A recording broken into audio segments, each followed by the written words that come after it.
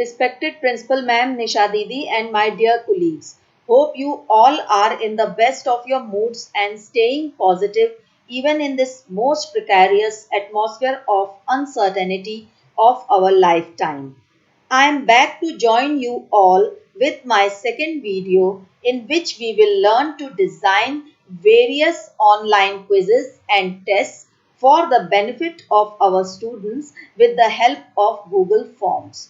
Hope you all are ready with your laptops and mobiles to start hands-on learning process. So let's begin with the task of today. As I already told you in my first video that you need to have a Google account in order to work on Google Forms. So if you have a Google account, then you click on your Google Chrome web browser. As soon as you click on this, a page of this sort appears on the screen of your laptop. We go to the right extreme corner. Here is a cluster of points. We click over here and various icons appear on the right hand side of our screen. Then we scroll downwards because right now you will not be having any icon named Google Forms. So you go here for more from Google. Now once you go more from Google, you will get this page on your screen. Now again you have to scroll down and search for the icon Google Forms. It is pretty down, so we keep on scrolling until we reach there.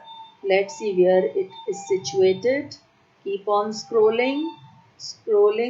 I have come a little bit more downwards. So here I have found my Google Forms. So here I click and see what appears on the screen. Here you can now create your Google Forms. There are two options for personal purpose and for business purpose. And as far as our task is concerned, we need for personal purpose only. So we click over here. Now you see the page for Google Form appears on my screen, and here is a blank Google Form. So we click over here to start a new form.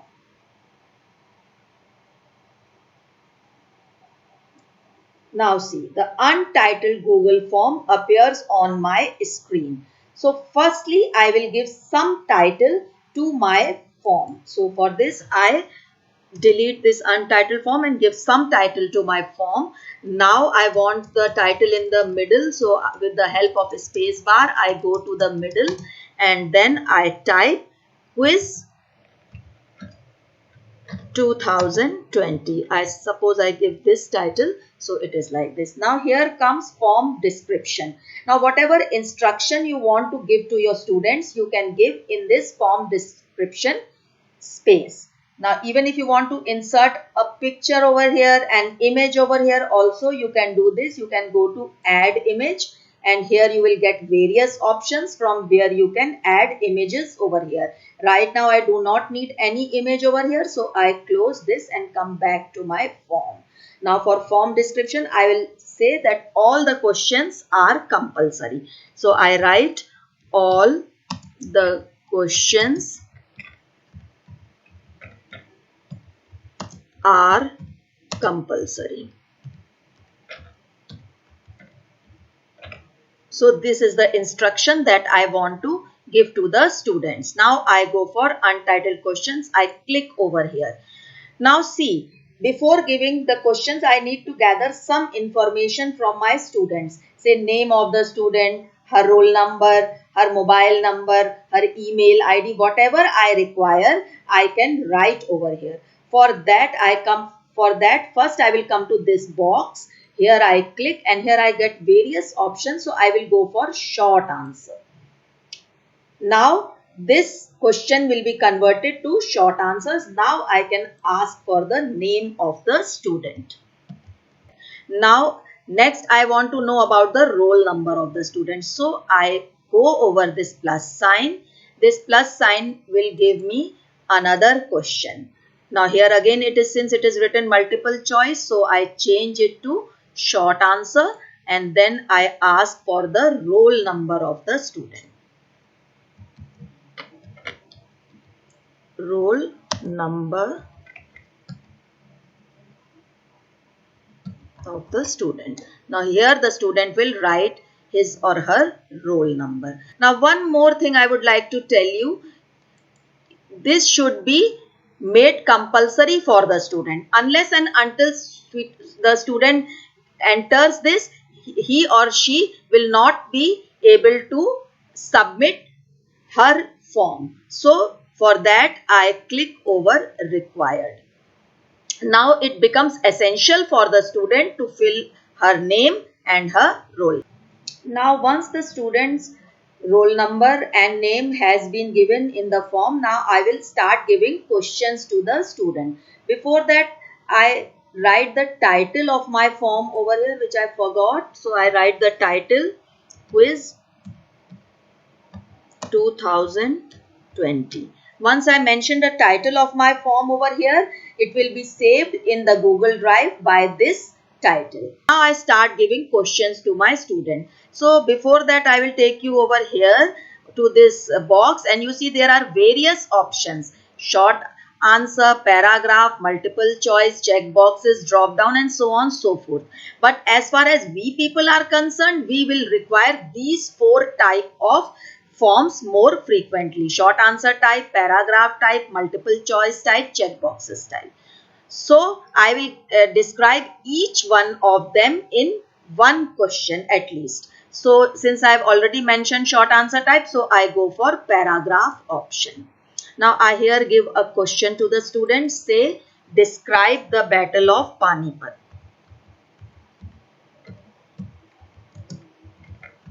The Battle of Panipat. So here the student can give long answer text over here. Now one thing is, if you want the student to answer each and every question, then you can press required all the time, and every question has to be answered compulsorily by the student, otherwise his form will not be submitted. But I do not want to do this. Let the student take his own comfort level and answer or does not answer according to his or her own choice. So I give a next question. Now next question is multiple type question. I am going to give multiple choice question. So here I write say national flower of India. Flower of India. Now here I give various options. Say I give rose. Scroll it a little bit downward. So yeah, rose. Second option I say give lotus. And the third option say I give sunflower. So three options I am giving, and one of the answers is going to be correct. Now I go for next question.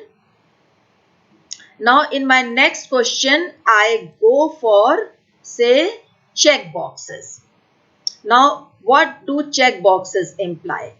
In check boxes, more than one answer will be correct. There will be multiple choices, but more than one answer will be correct. So my question is say, which of the following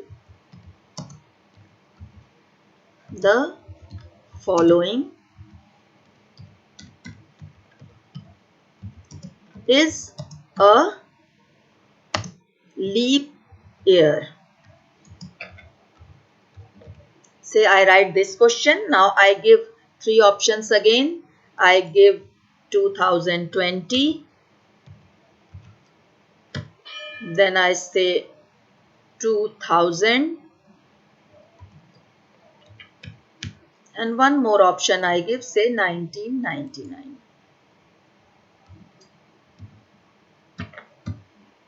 Now this question may be having two or more correct answers.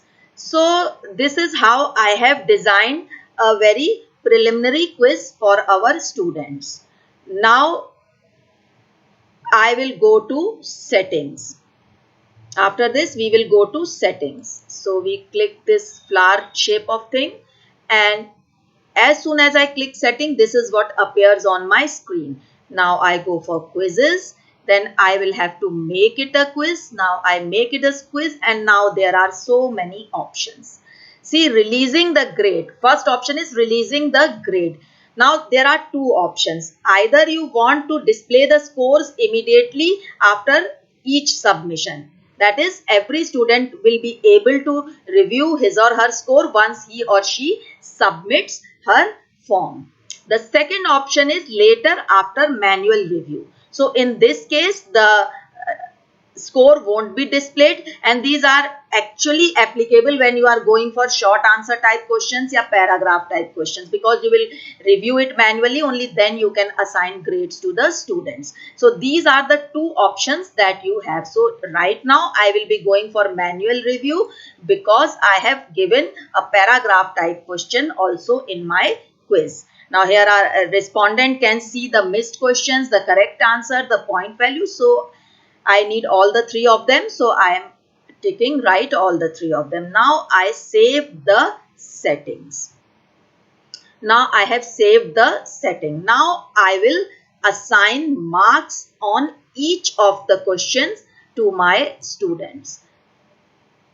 So first I go for this, I select this. As soon as I select this, the answer key comes over here. So I click answer key. Now I can assign the number of marks that I want to assign for this question. Say I want to assign 5 marks for this question. So I write 5 over here. Now I click done. I move to the next question. In the next question, again I will press the answer key. Then I will press the correct answers. The correct answer is lotus. So I click here and then I assign points over here, say 2 points. And then click done. So this question is also being done. Now I move to the third question. In this third question, again I select it. As soon as I select it, answer key appears. I click on answer key. Now here 2 options are correct. So I tick this one as well as I tick this one. Now I assign points to the student. Say I assign 4 points to this question. Now this question is done. So I have done with the formation of my Google form. Now before sending it to my students, I just have a preview of this form. So I press the icon and here I see the preview. If you find any mistakes in it, then you can rectify it, and if you find it absolutely correct, then you can send it to your students. So I find my form correct, so I go back to my form and I send to my students. Now there are 2 main modes of sending it to the student. You can send it via email or you can send it via link by creating a link. So I create a link over here. The link has been created. I copy the link and send to my students through WhatsApp. Once the messages have been sent to the student, their responses have started coming. Now 2 responses have come. So I click to responses and see the response of 2 students. Now then I go to individual and I see the response of the first student. This question was multiple choice type, so marks have already been assigned. This was paragraph type, so I assign him some marks. Say I assign him 1 mark for this question. And this was again sketchbox type, so here also the marks have been assigned. So I save this. Now 7 is the score out of 11. Now I go for the second student. Here he has been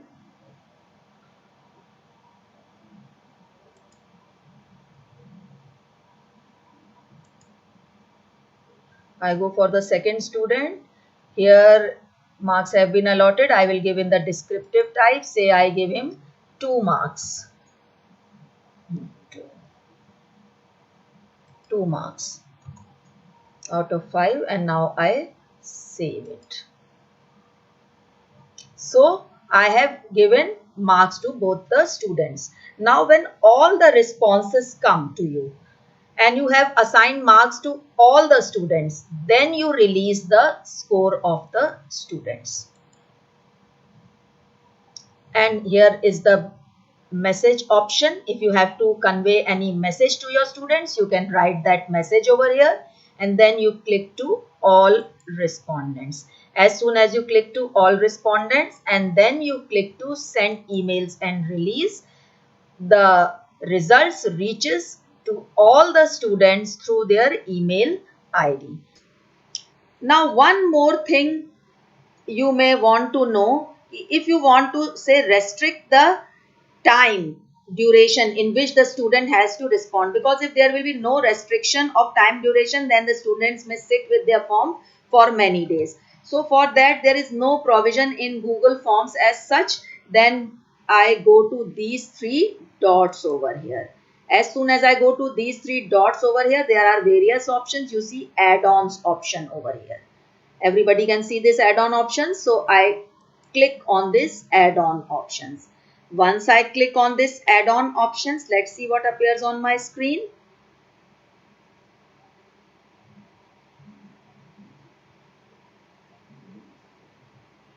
Yeah. So form limiter. Here you can see form limiter. This appears on my screen. I will install this form limiter. I install it. I continue it.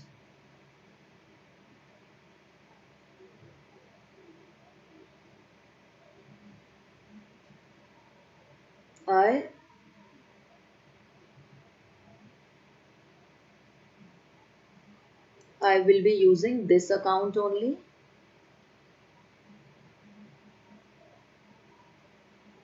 I allow.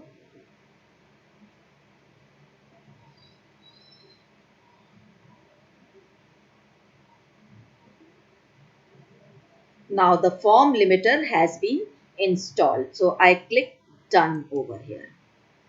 And now you see the form limiter is being installed. Now once the form limiters is installed, now you can select date or time, or number of forms response won't be applicable for us because we want the answer from each and every student. This is that suppose you get 100 forms and after that you do not need any more forms, then you can use this option, but we do not need this, so we use the date and time option. And here we can select a date, select a time, and then we can save and enable it. So in this way we can restrict our students from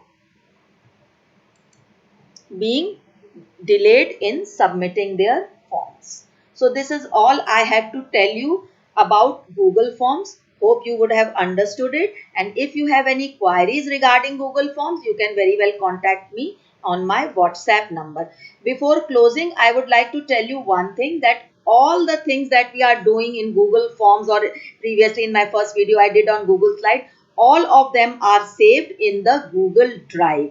So you can access them whenever and wherever you require. You do not need to carry a pen drive or a hard disk for this. You can work with them in any system. The only thing that you need is that you have to remember your email ID and your password. Gmail ID, sorry, your Gmail ID and your password. So hope you have enjoyed this session. Thank you for your patient hearing. Thank you very much everybody. Stay happy, stay safe. Thank you.